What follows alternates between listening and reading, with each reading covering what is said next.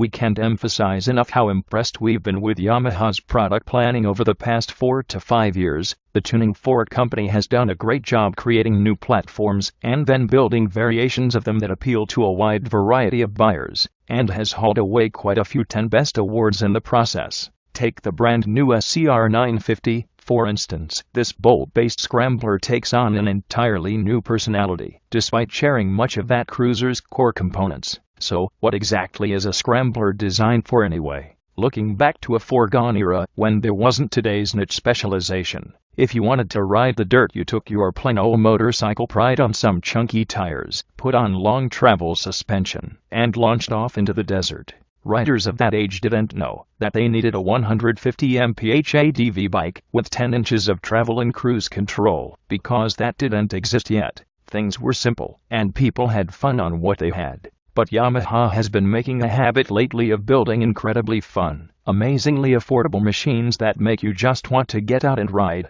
After spending a solid day in the saddle of the scr950 riding around the mountains near San Diego, I can report that Yamaha has once again nailed the less is more formula. This is one of those bikes that you simply have to look past the spec sheet and ride, as on paper there isn't a lot to tip you off to the fact that the bike is as fun as it is. Let's start with the engine. The bolt-based 942cc air-cooled twin has solutions borrowed from other models in Yamaha's stable, like ceramic composite plated cylinders, roller rockers actuating 4 valves per cylinder, and twin-bore fuel injection. And although the mill isn't exactly going to rip your arms out of their sockets blasting away from the line, it is very satisfying just the same, especially on dirt roads. It was here that the broad spread of power, clean fueling, and connected throttle response made sliding the bike through corners intuitive and entertaining. On road, it's enjoyable to just thrum along without rowing through the gears too much. But if you really need to leap past another vehicle in the passing lane,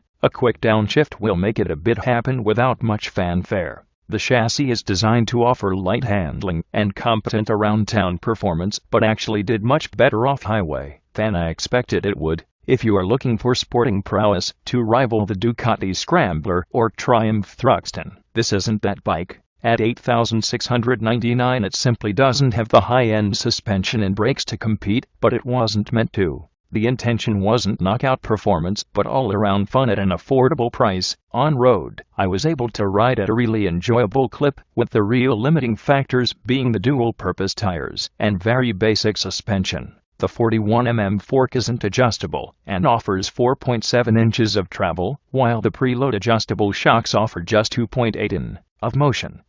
On the asphalt, the ride was good, but the combination of the limited rear travel and a really firm saddle meant the ride quality could be harsh when cruising on less than billiard-smooth roads. Off-road line choice was important to keep the suspension from bottoming out too nastily, but at a modest pace, it was very enjoyable on gravel, aided quite a bit by very predictable and stable handling manners. One thing that I clicked with on the SCR right away was the riding position. The mid-mount foot controls and tall steel off-road style handlebar put the rider in a very comfortable and neutral riding position. My only complaints are the aforementioned seat, sometimes difficult to read instrument cluster, and the right side air filter housing that was in almost constant contact with the inside of my knee and managed to bruise it by the end of the day.